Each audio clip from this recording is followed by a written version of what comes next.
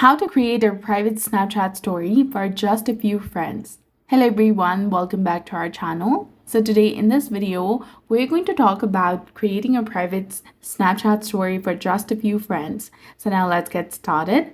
So Snapchat stories can be seen by your friends or a public audience depending on your privacy settings.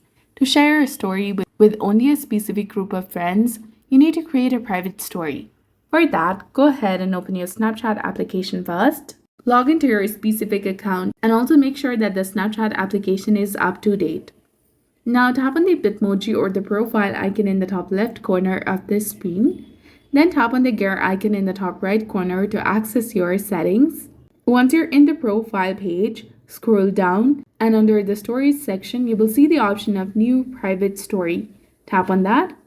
Now select the friends that you want to be able to view your private story. And once you select them, tap on Create Story, rename or name the private story, and then tap on Add to Private. Select a photo or video from your library or your camera roll. Tap on Send To. Then go ahead and tap on Select Private and send it.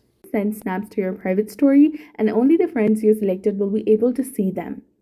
So if you found this guide helpful, please like, share, and subscribe. Thanks for watching, and we'll see you again in the next one.